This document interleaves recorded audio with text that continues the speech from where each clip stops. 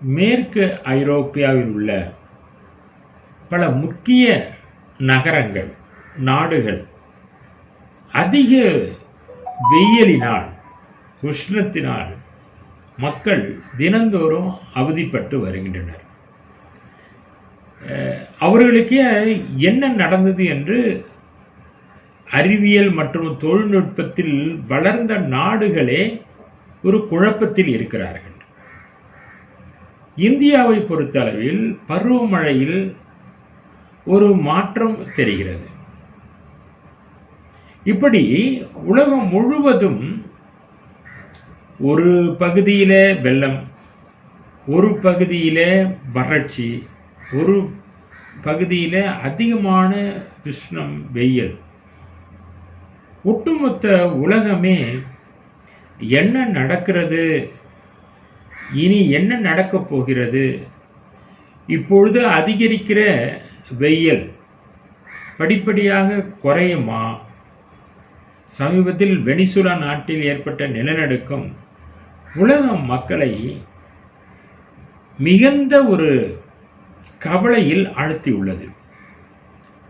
இதை குறித்து பைபிள் ஏதேனும் தீர்க்க தரிசனங்கள் அல்லது ஏதேனும் எதிர்காலத்தில் நடக்கக்கூடிய வார்த்தைகளை கூறியிருக்கிறதா என்பதை நாம் இந்த காணொளியிலே நாம் பார்க்க போகிறோம்.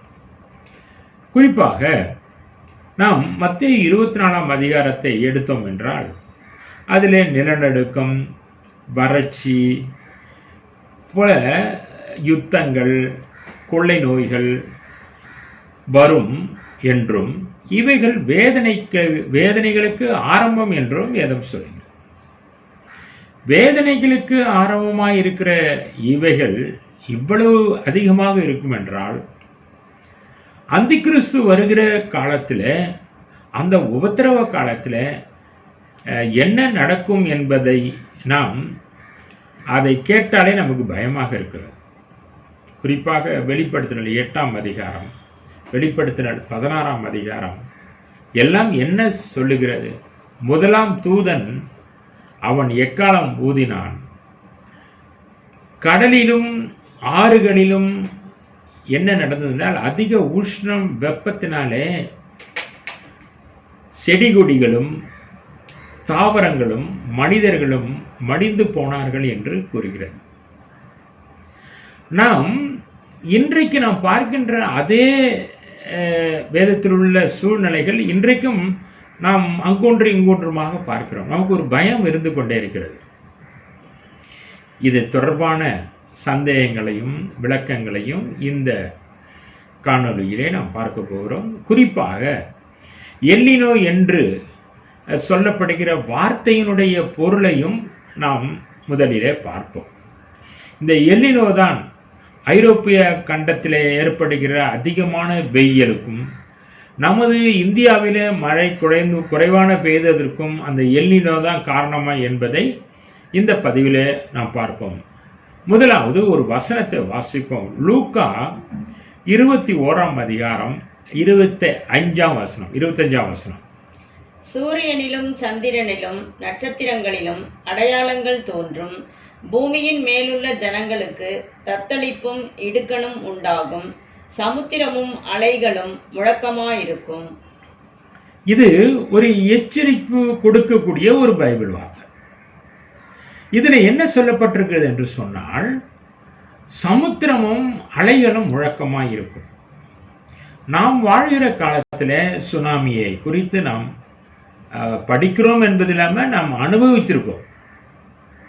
அது மட்டும் இல்லை, ஒவ்வொரு புயல், சூறாவளி காற்றுகள், புயல்லாம் வீசுகிற பொழுது நம்மளால் உணர முடியாத, அறிவியல் உலகம் கண்டறிய முடியாத வகையிலே ஒவ்வொன்றுமாய் நகர்ந்து செல்கிறது. விரைவிலே அது புயலாக மாறி கரையை கடக்கின்றது.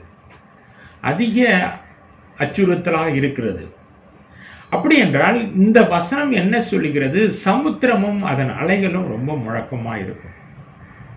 இது இனிமேல் வரப்போகிறது. இந்த காணொளியில எல்லினோ என்கிறது என்ன, இந்த சமுத்திரமும் அலைகளும் என்கிறது அதோடு தொடர்புடையதா என்கிறதை நாம் பார்ப்போம். எல்லினோ என்கிறது ஒரு ஸ்பானிஷ் வார்த்தை. இது ஒரு வெப்பத்தை ஏற்படுத்தக்கூடிய நிகழ்வு. டிசம்பர் மாதத்தில் அந்த வெப்பத்தினுடைய உச்சக்கட்டத்தை நாம் பார்க்க முடியும். தென் அமெரிக்காவில் உள்ள பெரு போன்ற நாடுகளில் இந்த வெப்பம் அதிகமாக இருக்கும். இந்த கடல் வெப்பம் அதிகமாகும் பொழுது அது பொதுவாக ஆஸ்திரேலியா, இந்தோனேஷியா, இந்தியா போன்ற பகுதிகள் பெறக்கூடிய மழையின் அளவை அது மாற்றி விடுகிறது, குறைத்து விடுகிறது. இது போன்ற காரணங்களால் உலகம் முழுவதும் எல்லினோ என்கிறதை படித்து வருகிறார்கள். நம்ம வேதம் கூட சொல்லுகிறது சமுத்திரத்தின் அலைகள் முழக்கமாக இருக்கும். அப்படி என்றால் சமுத்திரம் வருங்காலத்தில் மிகப்பெரிய ஒரு அழிவை நமக்கு கொண்டு வருமா என்கிறதை குறித்து நம்ம இந்த காணொலியிலே நன்றாக நமக்கு படிப்போம். இப்போ எல்லினோ என்கிறத நான் சொன்னது போல பொதுவாக நிலநடுக்கோட்டு பகுதியில் அதிகமான வெப்பம் இருக்கும். அந்த வெப்பத்தினால என்ன ஆகும்? பூமியுடைய சுழற்சியினாலும், அதை நம்ம வணிக காற்று, ட்ரேடு விண்டு என்று சொல்வார்கள், அது வியாபார காற்றுகள் என்று சொல்வார்கள், அது கிழக்கிலிருந்து மேற்காக வீசும். எல்லினோ ஏற்படுகிற வருடங்களில இந்த காற்றின் திசை குறைந்து விடுகிறது. கிழக்கிலிருந்து மேற்காக வீசுவதற்கு பதிலாக மேற்கிலிருந்து கிழக்காக அந்த வணிக காற்றுகள் நகர ஆரம்பிக்கின்றன. இது என்ன செய்கிறது என்று சொன்னால், தென் அமெரிக்கா பகுதியில் உள்ள அந்த குளிர் கடல் நீரோட்டங்களை அது தடுத்து விடுகிறது. எனவே அந்த வெப்ப நீரோட்டங்கள் வருகின்ற பொழுது இந்த குளிர் நீரோட்டங்கள் பாதித்து விடுகிறதால், அது அமுக்கி விடுவதால் என்ன நடக்குது என்று சொன்னால், அங்கு கடல் மீன்கள் இறந்து விடுகின்றன. இரண்டாவதாக நடக்கிற முக்கியமான காரியம், அங்கு அதிகமான வெப்பம் இருப்பதனாலே நீராவி அதிகமாகிறது. நீராவி அதிகமாகும் பொழுது தென் அமெரிக்காவினுடைய பெரு போன்ற பகுதிகள் அதிகமான மழையை பெறுகின்றன. அது அதிகமான வெப்பத்தை பெறுகின்ற பொழுது அந்த பகுதிகள், அங்கு கடலினுடைய அழுத்த அளவு மாறுபடுகிறது. அந்த அழுத்த அளவினால, வேறுபாட்டினால, அந்த மறுபடியும் அந்த வணிக காற்றினுடைய அந்த போக்கினையும் அதனுடைய செறிவையும் அது தடுத்து நிறுத்துவதனால் ஆஸ்திரேலியா, இந்தோனேஷியா போன்ற பகுதிகள் அதிகமான வறட்சியை எதிர்கொள்கின்றன. என்ன சொல்ல போனால், நாம் ஜூன், ஜூலை, ஆகஸ்ட், செப்டம்பர் 4 மாதங்களிலே பெற வேண்டிய மழையின் அளவை தடுத்து வருகிறது.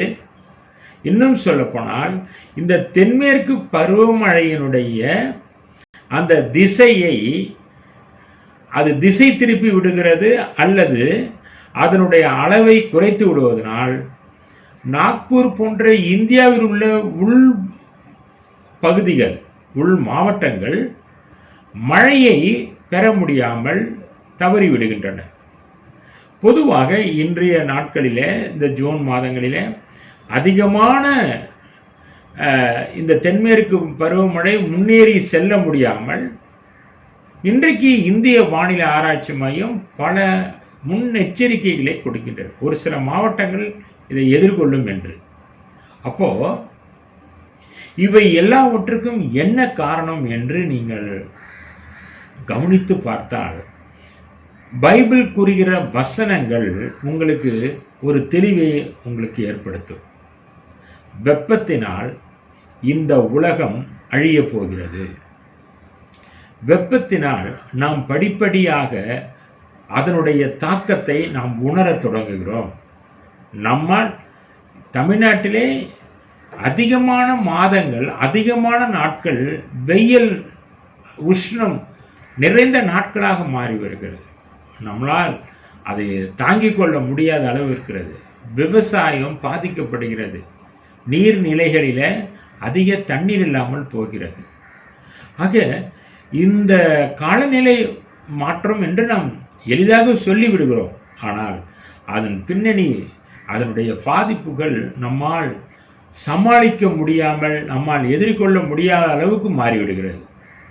இப்பொழுது ஐரோப்பிய கண்டத்தில் உள்ள ஸ்பெயின், பிரிட்டன், பிரான்ஸ் போன்ற நாடுகளிலே பதிவாகும் வெப்பநிலையை பார்த்தால் அவர்களை மிரள செய்கிறது. 40 டிகிரி செல்சியஸ் அளவில் பிரான்ஸ் போன்ற பகுதிகளிலே வெப்பநிலை அதிகரித்து வருகிறது. ஒரு பகுதி வெப்பநிலை அதிகரிக்கும் என்றால் சவுதி அரேபியா போன்ற பகுதிகளிலே நல்ல ஒரு பனிப்பொழிவு ஏற்படுகிறது. எவ்வளவு பெரிய மாற்றங்கள் பாருங்க. அப்போ பொதுவாக அரபு நாடுகளிலே தான் அதிகமான வெயில் இருக்கும். அந்த உஷ்ணம் இப்பொழுது இந்த வெப்பம் எங்கே சென்றிருக்கிறது என்று சொன்னால் ஐரோப்பிய நாடுகளிலே அது பதிவாகிறது. அவர்களால் தாங்கிக் கொள்ள முடியவில்லை. உலக அளவில் ஒரு என்ன சொல்லுகிறது என்று தெரியாமல் அறிவியல் உலகம் திணறி வருகிறது. ஒருபுறம் எதிர்பாராத பனிப்பொழிவு பாலைவனங்களிலே, ஒரு புறம் ஐரோப்பிய கண்டங்களிலே அதிகமான வெப்பநிலை, ஆப்கானிஸ்தான், பாகிஸ்தான் போன்ற பகுதிகளிலே அதிகமான வெள்ளம், மழை நீர், இந்தியா போன்ற பகுதிகளிலே பல இடங்களிலே வறட்சி ஏற்படுகிறது. இது என்னத்தை காண்பிக்கிறது என்று சொன்னால், நாம் இயற்கை நிகழ்வு என்று சொல்லிக் கொள்ளலாம். இன்னொரு அறிவியல் குறிப்பை நான் உங்களுக்கு சொல்லிவிடுகிறேன். இந்த வெப்பம் அதிகமாகி வர வர உயர்ந்து வருவதால் வடகோளம், அதாவது நார்தர்ன் ஹெமிஸ்பியர் என்று சொல்லுகிற அந்த ஆர்டிக் பகுதிகளில் உள்ள பனிப்பாறைகள் உருகி விடுகின்றன. பனிப்பாறைகள் உருகினால் என்ன நடக்கும் என்றால், அவை பொதுவாக அதிக பனி இருந்தால் வெயில் அந்த பனிப்பாறை மீது படும்பொழுது அது எதிரொலிச்சு விடும். The light rays will be reflected. அது எதிரொலித்து தள்ளிடும் வெளியே. இப்போ பனிப்பாறைகள் உருகுவதால் நடப்பது என்ன என்றால், அந்த வடகோள பகுதிகளிலே வெயில் அதிகமாக உட்கவர்கின்ற அப்சார்ப்ஷன், அந்த பகுதிகள் அதிகரித்து வருகின்றது.